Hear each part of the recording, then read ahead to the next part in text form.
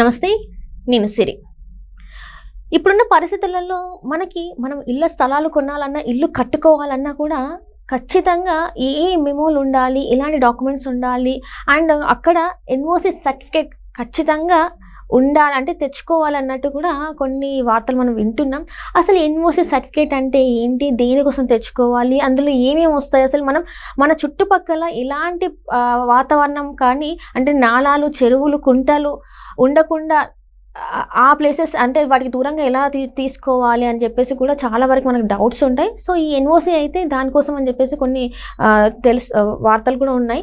So ఈ అంశాలన్నీ మనకి వివరించడానికి మనతో పాటు ఉన్నారు రియల్టర్ ఆక్సిజన్ ఫౌండర్, CEO, ఇంకా TEDx speaker doctor Nandi Rameshwar Rao గారు. సో వీరికైతే మన రియల్ ఎస్టేట్ ఇండస్ట్రీలో అయితే చాలా 30 years ఎక్స్పీరియన్స్ వరకు ఉంది. సో మీకేమైనా డౌట్స్ ఉన్నా కూడా మీరు మీ కామెంట్ సెక్షన్లో కూడా మీ డౌట్స్ని మీరు పొందపరచవచ్చు. అండ్ అట్లనే కింద స్క్రోల్ అవుతున్న నంబర్ కూడా మీరు ఫోన్ చేసి మాట్లాడవచ్చు. సో ఈ రోజు అయితే ఈ అంశాన్ని అయితే మనం తెలుసుకొని ప్రయత్నం చేద్దాం. నమస్కారం సార్. నమస్తే సార్. ఇప్పుడు చూస్తుంటే ఎన్ఓసి, ఎందుకంటే ఇప్పుడు ఉన్న ప్రకారం మనం చూస్తున్నాం ఏమేమి జరుగుతున్నాయి, చెరువులు, నాలాల పక్కన ఇల్లు కట్టుకుంటే వాళ్ళ పరిస్థితి ఎట్లా ఉందనేది మనం చూసాము. సో ఇప్పుడు మరి ఎన్ఓసి అనేది తప్పనిసరియా? అండ్ ఇంకొకటి ఏంటంటే చాలా జీవో ప్రకారమే కావచ్చు, మున్సిపల్ పట్టణాభివృద్ధి దాని ప్రకారమే కావచ్చు, చాలా వచ్చాయి సార్. సో ఇవన్నీ ఎలా తెలుసుకోవాలి, ఏంటంటారు సార్ అసలు? ఇది సిరి, నువ్వు ఎప్పుడు చెప్తుంటాను పెద్ద సబ్జెక్ట్ని చిన్నగా చెప్పమంటావు, ఎట్లా చెప్తారు సార్? మీరు చిన్నగా చెప్పిన అంటే మీరు చిన్నగా చెప్తారు, ఎంత పెద్ద సబ్జెక్ట్ అయినా 10 minutesలో మీరు వైండప్ చేసేస్తారన్న నమ్మకంతో సార్. ఈసారి అయితే చెప్పడం మానేస్తాను. లేదు సార్, చెప్పాలి సార్. ఎందుకంటే మీ వీడియోస్ చూస్తుంటే చాలా వరకు అంత మీరు షార్ట్ అండ్ స్వీట్గా చెప్తారు కాబట్టి చాలా వరకు మనకి వ్యూవర్షిప్ కూడా చాలా బాగుంది సార్. సో అందుకే ఇలాంటి క్వశ్చన్స్ అన్ని మీ ముందు నేను పెడతాను సార్. కోసం కాబట్టి ప్రజల కోసం కాంప్రమైజ్ అవుతాను. ఖచ్చితంగా సార్. ఇది ఎన్ఓసి అనేది చాలా పాత సబ్జెక్టే, old bottle new wine. Okay, అంటే ఇంతకుముందు ఏదైతే ఈ హైడ్రా రాకముందు నుంచి ఉందా సార్? ఇది ఉంది అంతకుముందు. మరి ఎందుకు సార్ అప్పుడు అంత బాగా హైలైట్ అయింది? హైడ్రా వచ్చిన తర్వాత బాగా అవేర్నెస్ పెరిగింది. అంతకుముందు ఇది 1920 నుండే ఉంది FTL buffer zone. Mokshagundam Visvesvaraya గారు ఉండారు అప్పటి నుండే. లాస్ట్ టైం ఎగ్జాంపుల్ కూడా ఇచ్చాను. అప్పటి నుండి కదా అఫీషియల్ గెజెట్ నోటిఫికేషన్ లేట్గా వచ్చింది, మన 2013లోనో 12లోనో వచ్చింది. అంత ముందే ఉంది, అఫీషియల్గా నోటిఫికేషన్ రాలేదు సార్. ఇప్పుడు చూస్తున్నట్టయితే ఇక్కడ నాకు ఒక డౌట్ వచ్చింది సార్. ఏంటంటే మున్సిపల్ పట్టణాభివృద్ధి శాఖ మేము 13612/M1/2012. అవును. సో దీని ప్రకారం చూడాలి అని చెప్పేసి అంటున్నారు. అంటే ఏంటి సార్ ఇది అసలు మనకి? అంటే దాని కింద ఇప్పుడు ఆ వెరిఫికేషన్ ఇరిగేషన్ డిపార్ట్మెంట్, అది దానికి 2 levels ఉంటాయి. ఐదర్ ఎగ్జిక్యూటివ్ ఇంజనీర్ లెవెల్లో అప్రూవల్, మనకి ఎన్ఓసి వాళ్ళు ఇప్పుడు ఈ ప్రాపర్టీ ఉంది ఇక్కడ మేము కట్టుకోవాలి, మాకేం అబ్జెక్షన్ లేదు, వాళ్ళు వాటర్ ఫ్లో ఉంటుంది, ఇరిగేషన్ పైప్స్ ఇవన్నీ ఉంటాయి కదా, సర్టన్ డిస్టెన్స్ మెయింటైన్ చేయాలి. సో ఆ ఎగ్జిక్యూటివ్ ఇంజనీర్ దగ్గర మనం దరఖాస్తు చేసుకుంటే వాళ్ళు చెప్తారు ఇది ఎలౌడా నాట్ ఎలౌడా. అది మాకు పర్లేదు మీరు కట్టుకోవచ్చు అంటే ఎన్ఓసి అంటే నో అబ్జెక్షన్ సర్టిఫికేట్ రిలీజ్ చేస్తారు. అది దాని తర్వాత ఇది కాకుండా ఇంకో నెక్స్ట్ లెవెల్ అంటే జాయింట్ కలెక్టర్ లెవెల్లో కూడా అప్రూవల్ తీసుకోవచ్చు. ఈ 2 లెవెల్లో ఎన్ఓసి తీసుకుంటే కనుక మీకు ఎటువంటి ఇబ్బంది ఉంటుంది. ఈ హైడ్రా ఇవన్నీ వస్తున్నాయి కదా, దానివల్ల మీకు ఇబ్బంది ఉండదు. ముందు ప్రికాషనరీగా తీసుకోవాలి. కొంతమంది ఇంతకుముందు తీసుకోలేదు, తీసుకోకపోవడం ఇబ్బంది పడ్డారు. ఇప్పుడు మొదలు పెట్టారు. మన హైడ్రా 3-4 నెలల ముందు హైడ్రా వచ్చిన తర్వాత చాలా సీరియస్ అయింది సార్. అట్లనే ఇప్పుడు చూసుకున్నట్టయితే FTLతో పాటు బఫర్ జోన్ కూడా కీలకం అంటున్నారు.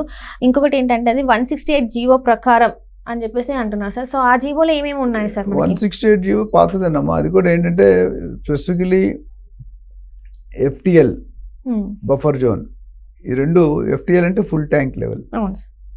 సో మనకి గ్రామంలో చెరువులు ఉంటాయి, ప్రతి గ్రామానికి కూడా 5-10 ఎన్నో చెరువులు ఉంటాయి. ఆ చెరువులు వర్షం వచ్చినప్పుడు ఏమవుతుంది, నిండిపోయినప్పుడు బయటికి పొంగుతుంది నీళ్ళు.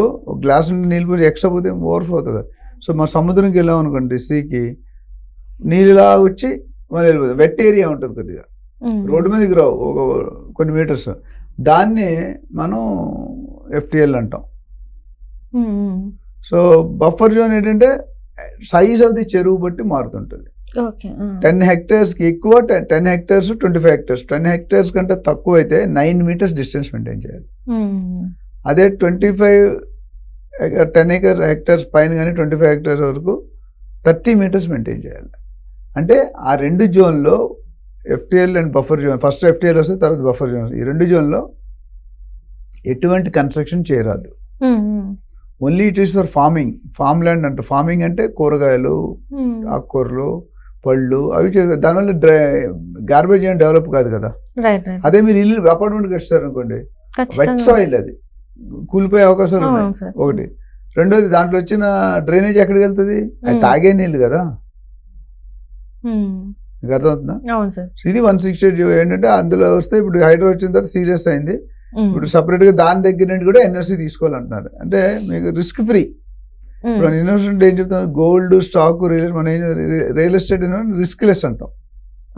మనం లాస్ట్ టైం మాట్లాడుకున్నాం. మూడింటి ఎందులో ఇన్వెస్ట్ చేయాలంటే రిస్క్ లెస్ అనేది రియల్ ఎస్టేట్, తర్వాత gold, stock market. High risk high profits అన్నీ మంచివే, బట్ రిస్క్ ఏంటి? ఇక్కడ కూడా మీరు ఎన్ఓసి తీసుకుంటూ చేస్తే రేపు పొద్దుట గవర్నమెంట్ అధికారులు చెక్ చేసి కూల్చే అవకాశాలు ఉన్నాయి. సో వాళ్ళకి ఫుల్ రైట్స్ ఉన్నాయి. ఇప్పుడు హైడ్రా కూడా జియో పాస్ అయింది. అందుకని ఇప్పుడు ఇంతకుముందు హైడ్రా దూకుడు ఉండేది.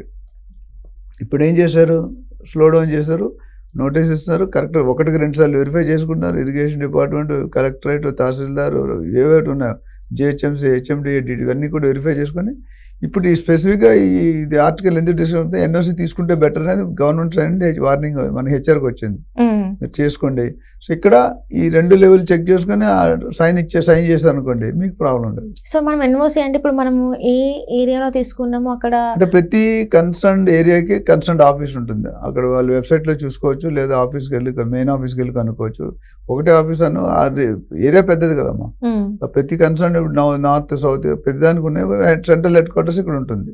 సో వాళ్ళు ఏరియా ప్లాట్ సర్వే నెంబర్ ఒకటి ఎక్కడ పడుతుంది, ఏ కన్స్టిట్యూన్సీ వస్తుంది, ఏ ప్లేస్ వస్తుంది, దాన్ని బట్టి ఆ కన్సర్న్ ఆఫీస్కి వెళ్తే మీరు చెప్తారు. ఒకరు మీకు ఆఫీస్లో ఎత్తుకుంటారు, మెయిన్ ఆఫీస్కి వెళ్తే అక్కడ వాళ్ళు డైరెక్ట్ చేస్తారు. సో ఇప్పటి నుంచి ఎవరైనా ఇల్లు కట్టుకోవాలన్నా, స్థలాలు తీసుకోవాలన్నా ఎవరు చెప్పిన మాటలు కాకుండా ఫస్ట్ ఈ apart from DTCP, HMDA, GHMC, RERA కాకుంటే నెక్స్ట్ అవి కంపల్సరీ తీసుకోవాలి. ఈ ఎన్ఓసీలు అయితే వాళ్ళు ఇవ్వరు పర్మిషన్, వాళ్ళు ఇవ్వరు. ఫస్ట్ ఎవరు, రేరా వాళ్ళు ఇవ్వరు. అంటే ఇప్పుడు ఎట్లా సార్, ఇప్పుడు మన ఎవరైతే కస్టమర్ ఉన్నారో వాళ్ళ తెచ్చుకోవాలా, లేకపోతే ఎట్లా అన్నట్టు? మరి కస్టమర్ కాదు, కొనుక్కునే యాక్చువల్లీ బిల్డర్ ప్రొవైడ్ చేయాలి ఇవన్నీ. ఓకే, బిల్డర్ ప్రొవైడ్ చేయాలి. ఎన్ఓసి బిల్డర్ ప్రొవైడ్ చేయాలి. దాన్ని కస్టమర్కి ఇస్తే కస్టమర్ తాలూకా లాయర్ చెక్ చేసుకోవాలి. అందులో కూడా కొన్ని ఏమైందంటే ధర్నీలోను, భూభారతిలో, ధర్నీలో ఎస్పెషల్లీ ఏ సర్వే నెంబర్ ఎంత ల్యాండ్ వస్తే ఎక్కడ క్లారిటీ లేదు థియరిటికల్. ఒక సర్వే నెంబర్ కింద చాలా ప్లాట్స్ ఉండొచ్చు, అందులో సగం అప్లికబుల్, సగం నాట్ అప్లికబుల్. ఇప్పుడు మొన్న నవీన్ మిట్టల్ గారు మన కాన్ఫరెన్స్కి వెళ్ళాం, రియల్ ఎస్టేట్ సమిట్కి, మొన్న హెచ్ఎస్సిసిలో. ఆయన అదే చెప్పారు, దాని మీద ఇప్పుడు అధ్యయనం చేస్తాం, అది కూడా క్లారిటీ ఇస్తాం. ఇంతవరకు పబ్లిక్లో రాలేదు, మా రికార్డ్స్లో ఉంది. ఈ పబ్లిక్ చేస్తూ ఉంటున్నారు, పబ్లిసిటీ చేస్తే జనాలు తెలియదు. హెచ్ఎండి గురించి తెలిసింది, ఇది తెలియట్లేదు. సో కొత్తగా అది పెట్టారు కాబట్టి it's better to do. Right sir. ఇంకెవరికైనా దీనికి డౌట్స్ ఉంటే they can call us. Right sir, right. Thank you so much sir.